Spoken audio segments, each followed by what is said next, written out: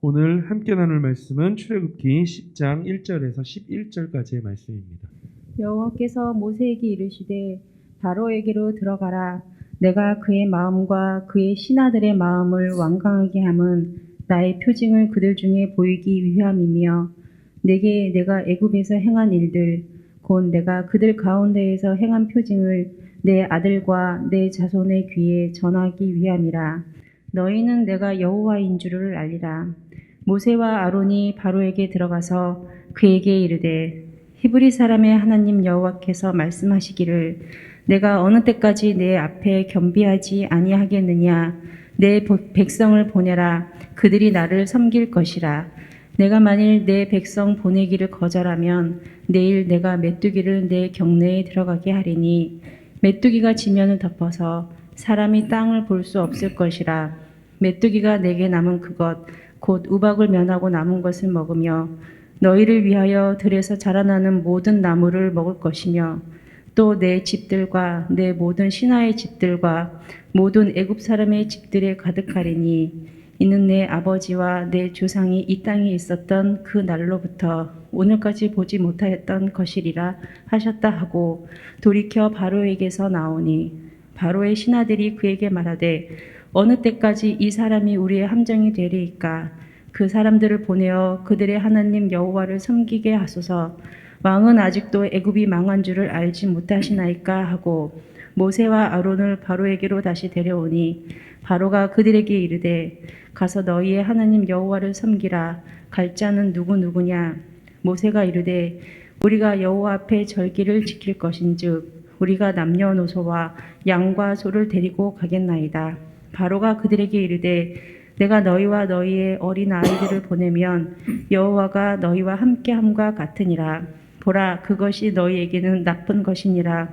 그렇게 하지 말고 너희 장정만 가서 여호와를 섬기라. 이것이 너희가 구하는 바니라. 이에 그들이 바로 앞에서 쫓겨나니라. 아멘. 함께 인사하겠습니다. 아슈레. 오늘 출애굽기 10장 1절로 11절까지 말씀을 통해서 온전히 순종하는 예배자라고 하는 제목으로 함께 말씀을 나누려고 합니다. 출애굽기는 전체가 40장으로 구성이 되어 있는데 오늘 4분의 1에 해당되는 10장 말씀을 함께 나누게 됩니다. 우리가 해로운 것은 노력하지 않아도 우리 안에 자리를 잡고 둥지를 틀지만 그것은 삶의 유익을 주기보다는 우리에게 많은 해를 끼친다라고 하는 것을 알게 됩니다. 그러나 삶의 유익한 것을 얻을 수 있는 좋은 것은 저절로 얻게 되지 않는다는 거예요. 굉장히 노력하고 애를 쓰고 수고해야 하지만 얻을 수 있고 여러분 그것이 우리 안에 저절로 생기지 않는다고 하는 것을 함께 생각합니다. 학습하고 또 반복해서 배우고 가르쳐야 내 것이 될 수 있고 언제나 자연스럽게 그것이 삶에 영향을 주게 하려면 습관이 되도록 끊임없이 반복해야만 그 일이 가능하다라고 하는 것을 우리는 생각합니다. 여러분 감사라는 것을 생각해 보세요. 내가 오늘부터 감사해야지 결단하면 얼마나 감사를 계속 하실 수 있으실까요? 그냥 몇 번 할 수 있어요. 며칠 할 수 있어요. 조금 더 우리가 굳게 결심하면 한 달 정도 할 수 있을지 모르겠어요. 그런데 이내 우리의 속 모습들이 드러나기 시작해요. 감사는 노력만으로 결단만으로 감사의 삶을 살 수가 없다는 거예요. 감사는 무엇인가 이끌림이 있어야 돼요. 무엇인가. 그런데 이 무엇인가를 말할 때 우리 그리스도인들은 그 무엇인가가 무엇일까요? 성령님에게 이끌림 받은. 또 이 그리스도인의 삶을 조금 더 깊이 들어가서 하나님의 깊은 은혜를 체험한 사람들은 뭐라고 말하냐면 주의 은혜가 나를 이끌어줄 때 내가 감사할 수 있어요. 그리고 어떻게 감사해요? 범사에 감사합니다. 범사에 감사합니다. 에이, 목사님, 이거는 감사할 수 있는데 이걸 어떻게 감사해요? 이거는 용납할 수 있지만 이거는 안 되죠. 이것은 우리 생각이고요. 그렇잖아요. 이건 우리 생각이에요. 절대 안 되는 거예요, 우리 생각은. 왜냐하면 그게 한계가 있으니까요. 그러나 내 안에 주인으로 와 계신 아버지의 생각이면 그것이 가능하잖아요. 우리가 예수님을 잘 믿는다고 하는 것, 신앙생활을 잘한다고 하는 것은 완전히 내 삶을 주인이신 예수님께 양도해 드리는 거예요. 내 삶 전체를 그분께 의탁하는 거예요. 다 맡겨드리는 거예요. 그리고 그분이 이끄시는 대로 가겠습니다. 근데 사실 맡기고 나면 너무 편하네요. 맡기고 나면 갈등도 없어요. 그런데 맡기지 못하면 마음에 갈등이 있어. 왜요? 내가 해야 되니까요. 내가 해서 저 미운 사람도 보이고 그리고 불만거리 막 보이는데 주님께서 내 안에 주인으로 오셔서 그분이 나를 이끌고 가시면 그게 보이질 않는 거예요. 그게 보여도 그걸 주님의 마음으로 다 받아들이고 덮어 안고 갈 수 있는 거죠. 감사는 결단만으로 이루어질 수 있는 것이 아니다. 감사는 무엇인가 이끌려야 되는데 이것이 습관이 되도록 우리는 범사에 감사할 수 있어야 된다라고 하는 것이죠. 하나님께서 허물과 죄로 영원히 죽었던 우리들에게 구원의 은혜를 베푸신 것은 이 땅을 사는 동안 하나님께 예배하며 하나님과 친밀한 교제를 나누며 감사하며 살게 하기 위함이라고 하는 거예요. 우리가 시편 23편을 읽다 보면 2절인가요? 그가 나를 푸른 초장에 누이시며 실만한 물가로 인도하시는도다. 이 구절을 보시면 우리가 여러분 딱 눈에 들어오는 내용이 어떤 내용이에요? 푸른 초장, 실만한 물가. 푸른 초장, 실만한 물가. 그런데 이것보다 더 중요한 것이 뭐냐면 그가 나를이에요. 그가 나를. 여러분, 그가 나를이라고 표현할 때 그 표현 속에 여러분 이 두 관계가 얼마나 친밀하고 밀접한 관계인가를 우리가 살펴보시는 거예요. 내가 하나님 아버지를 부르려고 할 때, 하나님 아버지에게 기도하면서 무엇인가 청원하려고 할 때, 하나님 아버지 앞에 가서 내가 여러분 어리광을 부리면서 뭔가 좀 이렇게 표현하려고 할 때 어색하고 낯간지럽지는 않던가요? 그렇다면 친밀한 관계라고 말할 수는 없잖아요. 정말 그가 나를 푸른 초장으로 인도하시는 그분과 나의 관계가 친밀한 관계, 밀접한 관계가 계속되고 있다고 한다면 우리는 그분을 통해 예배하지 않을 수가 없는 거예요. 제가 이번 주간에는 특세를 하면서 순서 담당자를 이번엔 다 좀 빼봤어요. 의도적인 거예요. 처음에 순서 담당자들을 다 배치했더니 누가 그래요. 새벽 기도를 나오게 하려고 하는 의도는 알지만 그렇게 누가 토를 달아서 말씀하시는 분이 있으시더라고요. 여러분, 목사는 매우 의도적으로 어떤 일들을 진행해 가요. 왜냐하면 한 발자국씩 앞으로 나가야 되기 때문에요. 우리가 순서 담당을 하면 그 순서 담당한 날은 나와요. 근데 조금 더 신경 쓰시는 분은 순서 담당하는 전날 한 번 더 나오더라고요. 그리고 그게 조금 본인에게 마음이 좀 움직이면 그 순서 같은 다음 날까지 나오세요. 근데 여러분, 특세를 한 달에 한 주간 하는 이유가 무엇일까요? 이것이 우리 삶 가운데 습관이 되게 하자는 거예요. 내 삶이 되게 하자는 거예요. 그런데 순서를 맡은 날만 나오는 것이 아니고 교회가 특세를 한다 그러면 그날은 다 같이 모여주는, 다 같이 함께 참여하고 함께 마음을 같이 하는 이런 자세가 우리에게 기본적인 자세들이죠. 오늘 여러분 이번 주간에는 순서를 맡기지 않으면서 우리가 어느 정도인가를 저는 또 보는 거예요. 어느 정도일까? 아, 그래, 거기까지였구나. 아직 더 필요하구나. 이런 부분들을 함께 살펴보게 되는 것입니다. 거듭되는 재앙과 바로의 완악한 모습 속에서 하나님의 계획과 뜻이 어떻게 펼쳐지는지를 목도하게 됩니다. 이스라엘을 내 백성이라고 부르시며 그 백성을 애굽에서 구원해 내셔서 하나님을 예배하는 예배의 공동체로 세우시려는 하나님의 의도를 발견하게 되어집니다. 모세가 처음 바로를 만나 여호와 하나님의 말씀을 전하며 이스라엘을 보내라고 요구했을 때 바로가 보인 반응은 무엇이었습니까? 바로가 이렇게 말을 했어요. 나는 여호와가 누구인지 모른다 그랬어요. 여호와가 누구간데 내게 그렇게 무리한 이야기를 하고 있냐? 나는 그 여호와가 누군지 도무지 알지 못하겠다 라고 하는 그런 말을 했습니다. 오늘 본문은 이제 바로가 여호와 하나님을 뼛속 깊이 알게 되었어요. 뼛속 깊이 알게 되었어요. 여호와를 모른다고 조롱하고 이스라엘에게 더 많은 노역을 시킨 것의 대가가 얼마나 큰가 하는 것을 그가 여실히 그것을 체험하고 있다라고 하는 것입니다. 여기서 여러분 알게 된다라고 하는, 알다라고 하는 것은 도대체 무엇입니까? 눈으로 보아서 표면적인 것을 아는 것, 귀로 들어서 여러분 지식적인 것을 아는 것도 있어요. 그런데 체험적인 알미예요. 지식과 더불어서 체험적인 알을 통해서 그 일을 경험하는 것을 우리는 보게 됩니다. 여러분, 내가 체험할 때 온몸으로 느끼며 배우게 되는 과정이에요. 사랑하는 여러분, 우리가 안다고 말할 때, 그 상대를 안다고 말할 때 얼마나 알까요?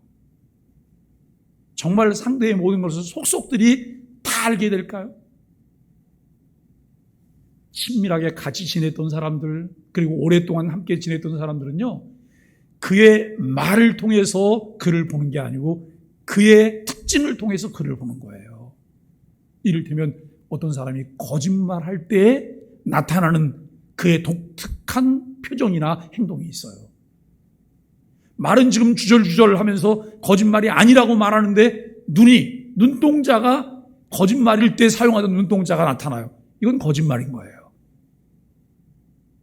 이것은 지식으로 아는 것이 아니라 체험을 통해서 알게 되는 거예요. 오늘 우리는 여기 알게 된다고 하는 것을 말할 때 바로는 모세를 통해 하나님의 존재에 대한 지식을 갖게 되었으나 인정하지 않고 무시했어요.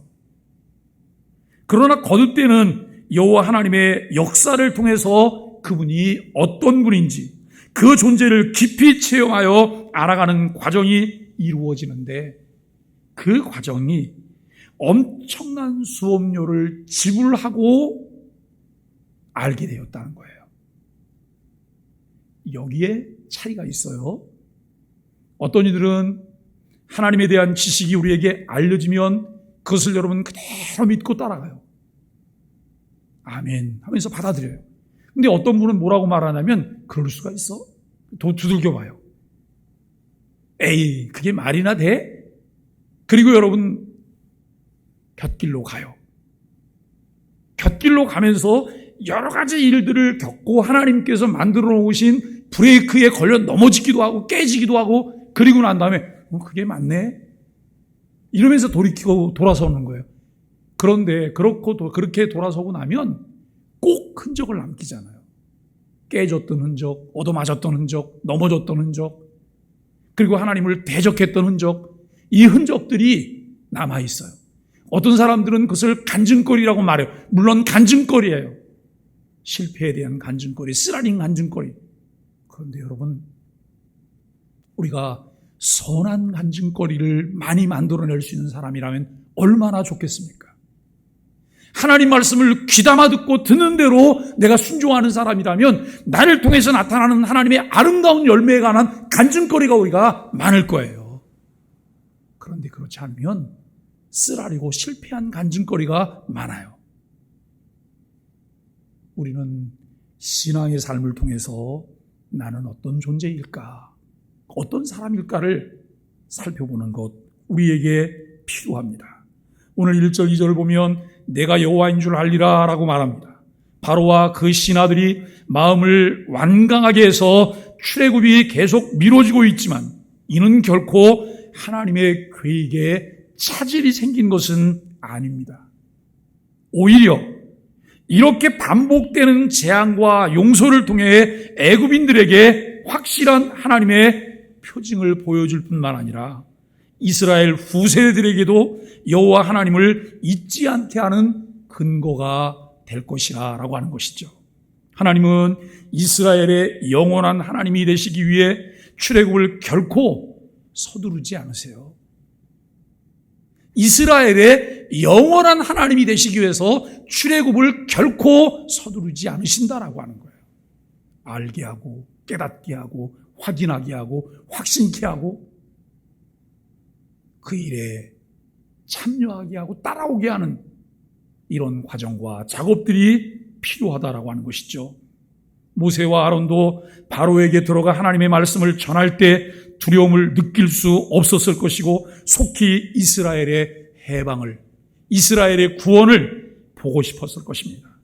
그러나 모든 것은 하나님의 시간표에 의해 하나님의 영광을 가장 잘 드러낼 수 있을 때 완성되어진다는 거예요.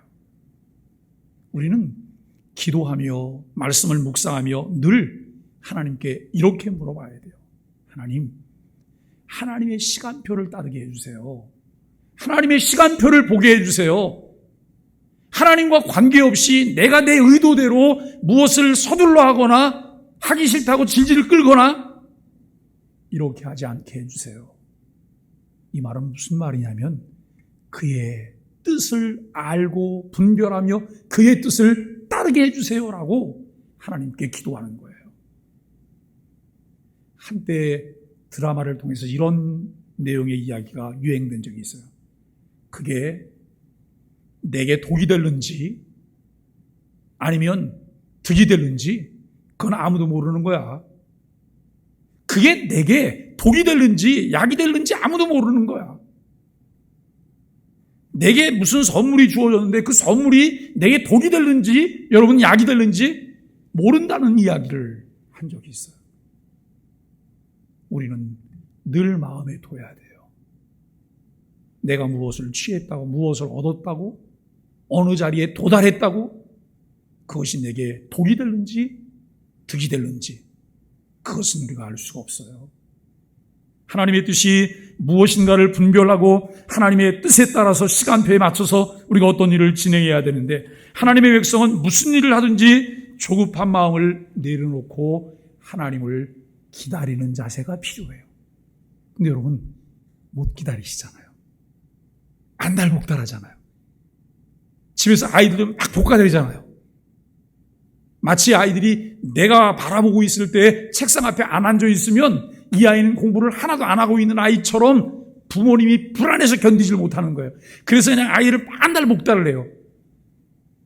이게 아니고 기다려줌이 필요해요. 하나님께서 우리를 천년을 하루처럼 기다리시지 않았다면 우리 중에 살아남을 수 있는 사람이 누가 있을까요? 우리가 어떤 자리에 이르렀기 때문에 여러분 자리에 이른 것 때문에 우리가 잘난 척을 할 수 있지만 그 자리에 이르기까지 하나님의 얼마나 많은 기다림이 그 안에 있었을까를 생각해 보세요. 기다린다고 아무것도 안 하고 손 놓고 있는 건가요? 아니에요. 많은 생각이 복잡하게 그 안에서 막 이루어지고 있어요. 어떤 사람은 염려와 근심하면서 기다려요. 그런데 어떤 사람은 누르라라 찬송하면서 기다려요. 하나님께 기도하며 하나님을 기대면서 기다려요. 선택은 자기 몫이에요. 그런데 기다리는 과정조차도 우리에게 무한한 은혜로 내게 남게 돼요. 왜요? 그 과정을 통해서 내가 주님을 보게 되고 주님께 가까이 가게 되고 나를 버리고 나를 내려놓고 주님을 의지하게 되는 것을 배우기 때문에 그래요. 이것이 신앙생활 속에서 내가 여러분 바른 선택을 할 때 주어지는 유익들입니다. 여기 3절로 7절을 보면 여호와를 섬기게 하소서라고 하는 내용을 보게 됩니다. 하나님은 다시 모세를 바로에게 보내셔서 지금까지 여러 번 반복한 내 백성을 보내라고 하는 명령을 전하게 하셔요.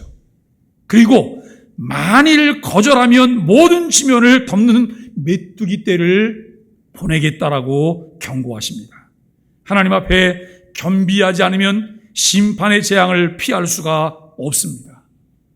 여러분, 8번째 재앙이 메뚜기 재앙이에요. 출애굽기를 함께 묵상하면서 재앙 8가지가 순서대로 차례대로 그냥 이렇게 잘 외워지시죠? 이것을 외울 때 꼭 사이클 3개가 있다고 하는 것을 염두에 두시고, 사이클 3개가 지나가고 10번째 1, 2, 3번은 하나님께서 아론을 통해서 일하신 재앙들이에요. 이것은 요술사들도 할 수 있었던 거예요. 4번부터 6번까지는 하나님께서 직접 하세요. 이것은 요술사는 흉내낼 수도 없었던 거예요. 그 다음에 7, 8, 9번은 하나님께서 모세와 모세의 지팡이를 사용하셔서 하나님이 일하세요. 이 내용들을 보시면서 우리가 재앙 한 가지 한 가지가 점점 더 강도를 더 세게 하면서 이 일을 다루고 있다고 하는 것을 보셔야 돼요. 여기에서 하나님께서 사람을 다루어 가시는 방법을 배우는 거예요. 처음에는 아주 미미한 것을 통해서 그의 마음을 움직이게 해요.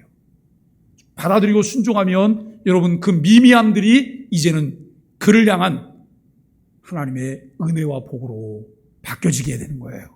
그런데 여러분 그 미미함 속에서도 깨닫지 못하고 마음의 강팍함이 계속되어지면 하나님은 점점 더 강도를 세게 하면서 그 부분을 다루게 돼요. 그런데 오늘 우리가 여러분 이 8번째 재앙인 메뚜기 재앙의 특징들을 보게 돼요. 첫째는 지금까지는 바로의 완악함에 대한 언급이 재앙 본문 끝부분에 나왔어요. 바로의 마음이 완악해졌더라라고 하는 말이 끝에 나왔어요. 그런데 8번째 재앙은 처음부터 그 사실을 언급하고 있어요. 하나님이 바로에게서 회개할 자유를 거두신 것으로 보게 되는 거예요. 이제는 바로가 자기가 회개할 수 있는 기회를 갖게 되질 못하는 거예요. 그 전까지는 하나님이 열어놓으셨어요. 돌이킬 수 있었어요. 자기가 스스로 자기 마음을 완고하게 완악하게 할 수 있었기 때문에 돌이킬 수도 있었어요. 그런데 이제는 바로의 손을 떠난 거예요. 하나님의 특별한 은혜가 아니면 이것은 이루어질 수 없는 그런 상황이 된 것이죠. 바로에게 남겨진 것은 그에게 여러분 운명은 심판밖에는 없다는 거예요. 두 번째가 바로가 당한 재앙들은 이스라엘의 미래 세대를 교육하는 표징으로서 하나님이 어떤 분이신지를 알려주는 교육적 재료로 사용되어진다라고 하는 것입니다.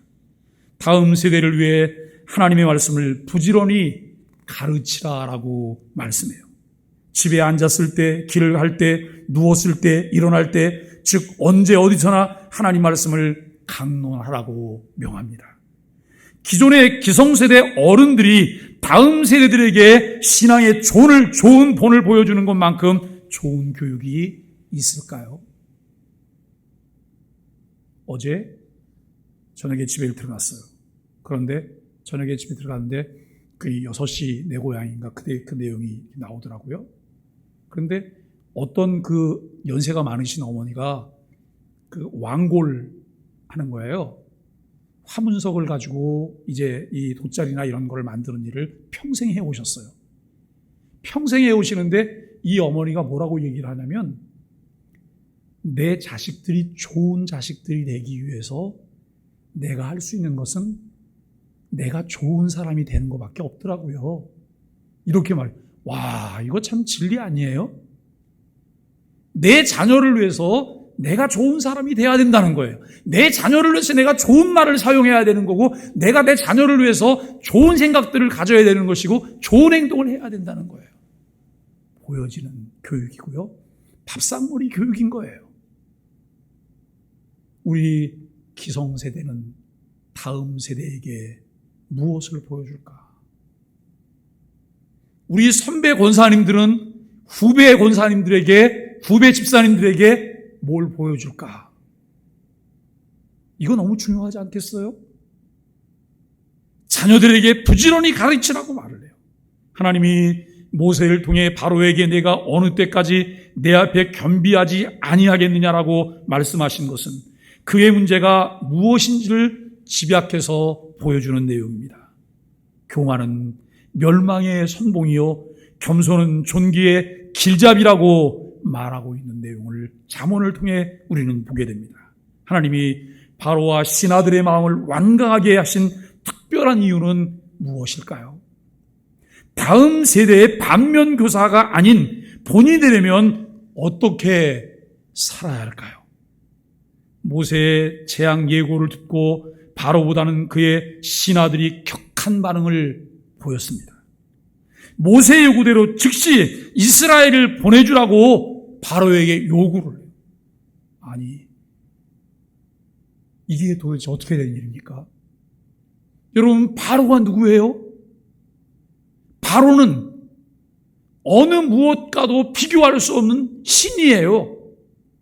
바로 스스로 그렇게 생각을 했고 애굽인 자체가 바로를 신으로 생각을 했던 거예요.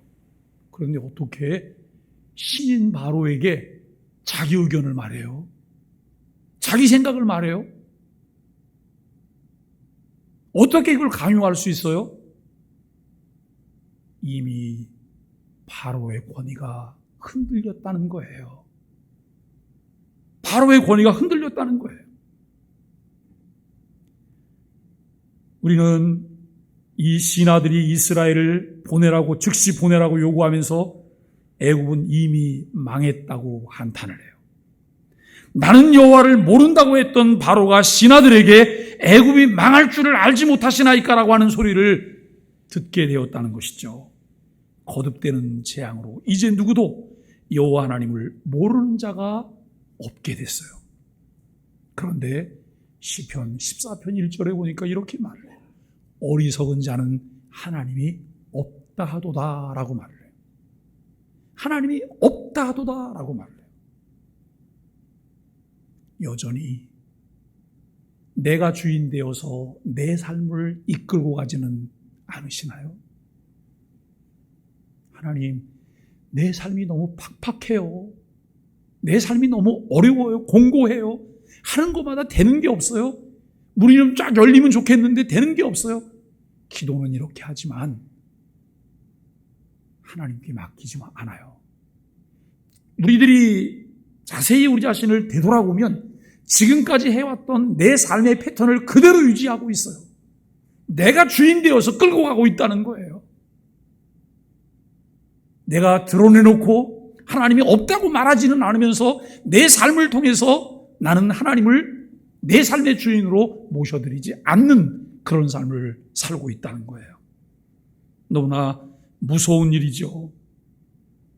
여러분, 우리는 하나님의 존재와 그 역사를 볼 수 있도록 우리 그리스도인들과 교회가 하나님이 맡기신 사명을 계속 잘 수행할 때 모든 사람들이 바로의 신하들처럼 하나님을 인정하게 될 것이라는 거예요. 나의 위치에서 내가 역할을 잘 감당할 때 사람들이 안정감을 느껴요.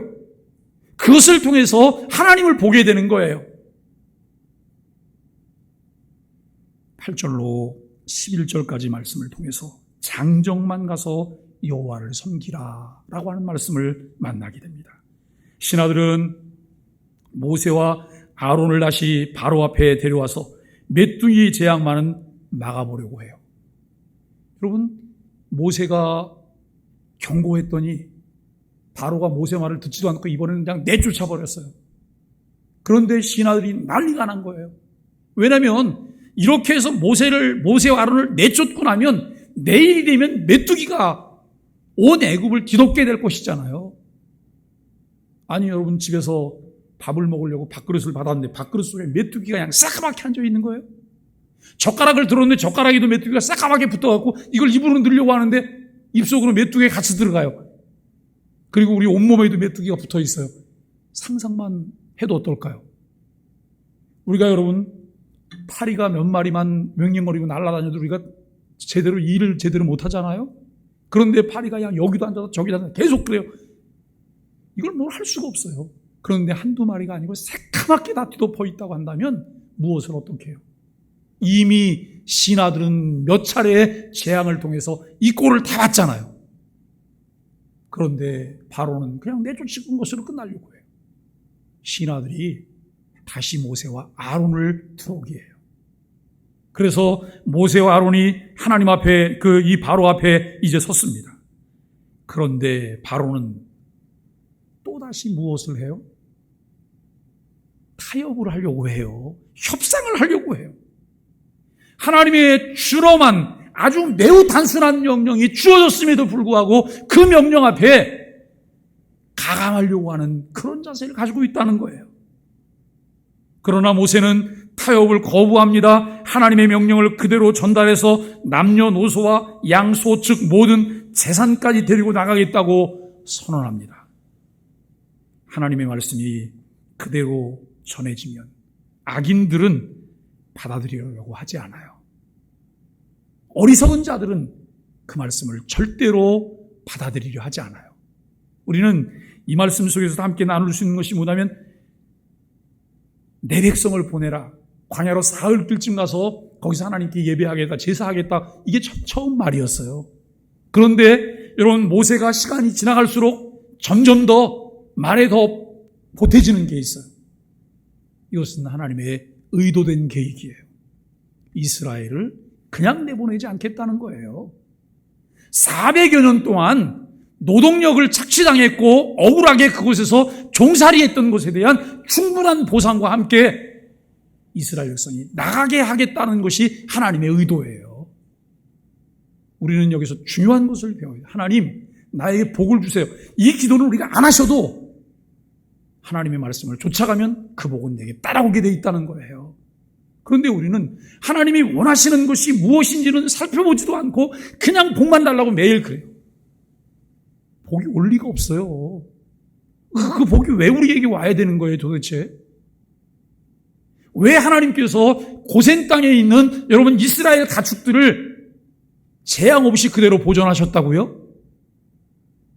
광야에서 하나님 앞에 제사할 때 사용하게 하시려고. 하나님의 영광을 위하여 하나님께서는 그 백성들에게 필요한 것들을 하나님이 공급해 주시고 제공해 주세요. 그것 중에 하나가 뭐냐면 일용할 양식을 위해서 기도하라라고 하는 거예요. 일용할 양식을 위해서 기도하라. 그런데 여전히 일용할 양식을 얻기 위해 하나님께 기도하기보다는 내가 인간적인 방법들을 선택해서 일용할 양식을 보존하려고 해요. 아무리 내가 지키려고 하고 아무리 많은 것을 움켜잡으려고 해도 주시는 이가 손을 펼치시지 않으면 내 것이 될 수 있는 게 없잖아요. 그럼에도 불구하고 우리는 그것만 관심이 있어요. 하나님, 눈을 열어주세요. 하나님, 내 눈을 열어주세요. 내 마음을 열어주시고 내가 하나님께서 원하시는 것을 찾게 하시고 그 일에 순종하게 해주세요. 사소해 보이는 것일지라도 나를 위한 선택이 아니라 아버지를 위한 선택을 하게 해주시고 교회를 위한 선택을 하게 해주시고 이웃을 위한 선택을 하게 해주세요. 이것이 우리들이 가져야 될 자세들입니다. 하나님의 말씀이 그대로 전해지면 악인들은 받아들이려고 하지 않는데 바로는 그 상황에서도 받아들이지 않으면서 협상을 하는데 바로가 제시한 협상안이 무엇입니까? 아이들을 두고 장정들만 가서 제사하라는 거예요. 장정들만 나가라는 거예요. 이 말은 아이들도 두고 여자들도 다 두고 남자 어른들만 가서 제사하라는 거예요. 그런데 이 말 배후에는 뭐가 있어요? 애굽의 경내를 떠나지 말라는 거예요. 결국 애굽 안에 머물러 있어야 된다라고 하는 이런 말입니다. 그렇게 한다면 이스라엘 후손들은 여호와가 누구인지 알지 못하게 됩니다. 하나님께서 출애굽 과정을 길게 하신 이유가 무엇일까요? 이스라엘 후손들이 여호와 하나님을 알게 하기 위함이에요.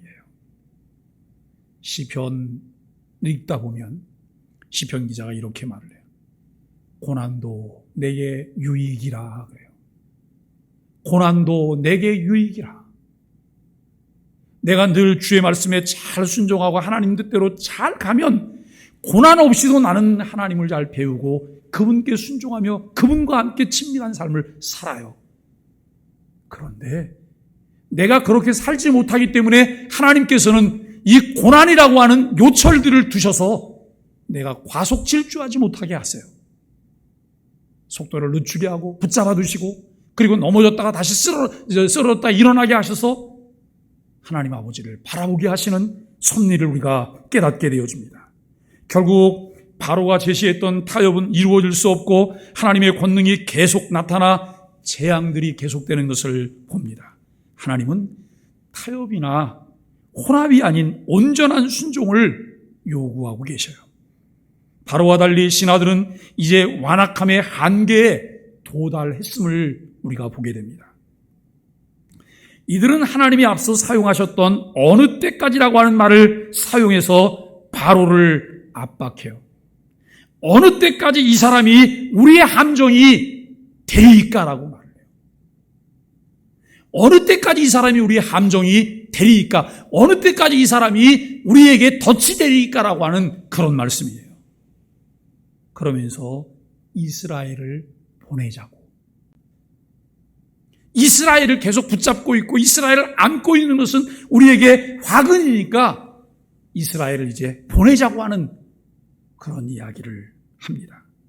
그러나 바로는 여전히 겸비하지 못하고 완악한 마음을 푸는 채 타협을 시도했고, 그리고 대답을 듣기도 전에 모세와 아론을 내쫓았고, 삶의 주관자이신 하나님이 심판을 경고하실 때 모든 사람들은 어떻게 반응을 할까요? 우리 그리스도인들은 하나님 말씀에 단마음으로 순종할 수 있는 마음의 자세를 갖고 주의 말씀에 귀를 기울여야 합니다. 여호와를 아는 것이 지식의 근본이며 복받는 삶의 길입니다. 여호와를 경외하는 것이 지식의 근본이다, 지혜의 근본이다라고 말을 해요.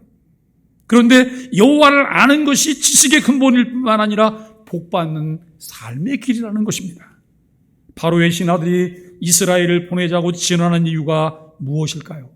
하나님 말씀에 순종하는 대신 협상하려고 한 일이 무엇이고 그 결과는 어떤 것이었을까요?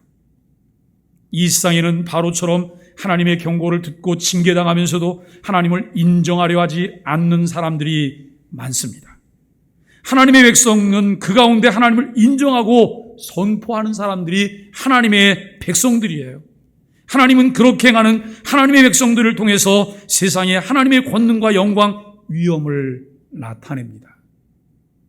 어제 저녁에도 독서 모임을 통해서 인대인 그들의 이야기를 우리가 함께 나눴어요. 거기 서두에 이런 이야기가 나와. 어떤 사람이 한적한 곳에 식당을 하나 냈어요.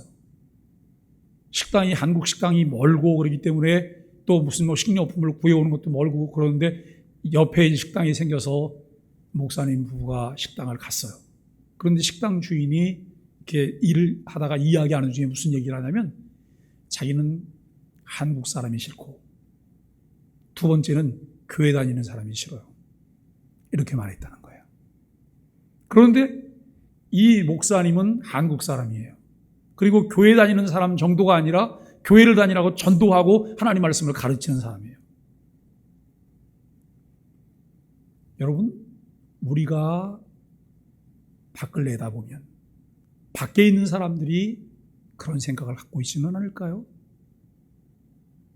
그러면서 어제 그 독서 모임을 진행했던 전도사님이 그 함께 참여했던 분들에게 질문을 했어요.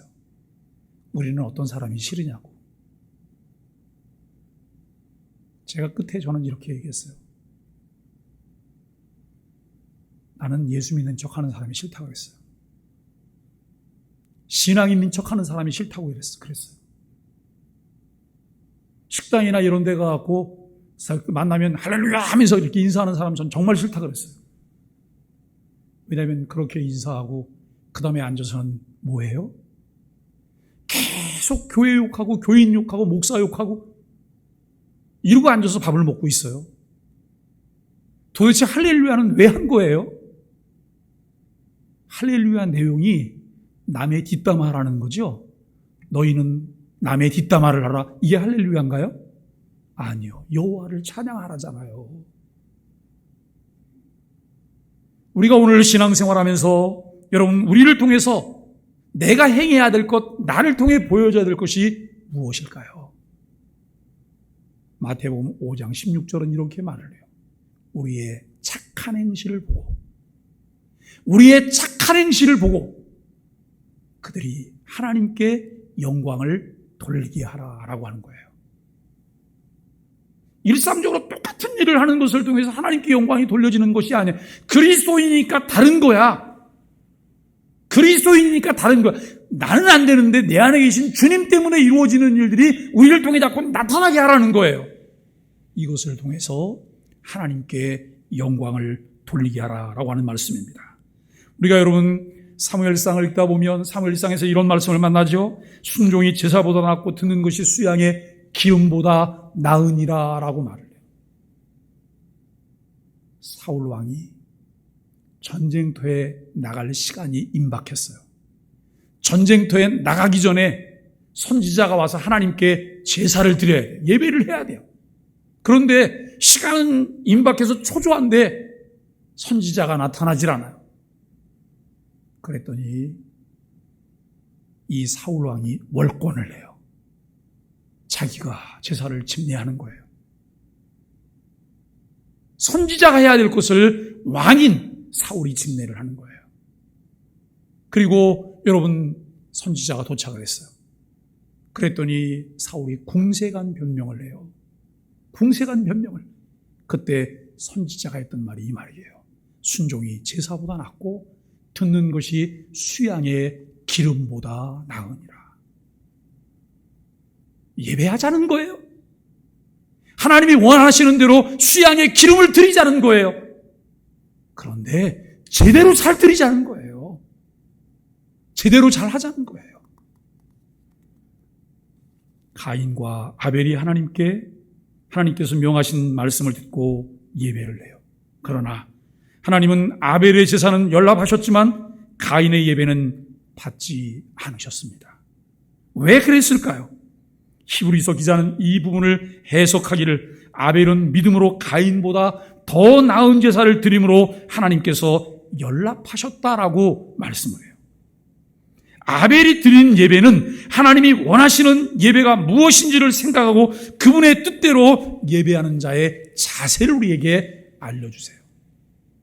그냥 와서 내가 예배 왔으니까 내가 생각하는 그냥 예배를 드리는 것이 아니라 하나님이 명하신 방법대로, 하나님이 명하신 태도대로, 하나님이 명하신 대상에게, 하나님이 명하신 그날 내가 하나님께 예배해야 되잖아요. 제가 지금 말씀드린 네 가지가 10계명, 1계명부터 4계명까지 하나님께서 준엄하게 우리에게 말씀하시는 내용이에요. 그런데 우리는 아랑곳하지 않아요. 내 마음대로, 내 생각이 움직이는 대로, 내 형편대로 라고 하는 말을 해요. 아까도 말씀을 드렸지만 우리 삶의 패턴이 어떻게 진행되어 왔는지, 앞으로대로는 어떻게 진행될 거고 어떻게 귀결될 건지는 우리를 보면 보여요. 그런데 이 삶의 패턴을 어떻게 바꿔야 되냐면 내가 주인 됐던 데서 주님께서 주인 되시도록 하는 거예요. 이럴 때 내 삶의 패턴이 달라져요. 그리고 우리는 다른 결과를 만들어낼 수 있게 된다라고 하는 것이죠. 사랑하는 소망의 가족 여러분, 우리 소망의 교회가 9월달을 말씀과 성령으로 예배하는 공동체로 세워지기를 소망하며 기도하고 있습니다. 주의 뜻이 무엇인지 잘 이해하고 분별해서 온전히 순종하는 예배자로 주 앞에 서게 되기를 예수 그리스도 이름으로 간절히 축복합니다.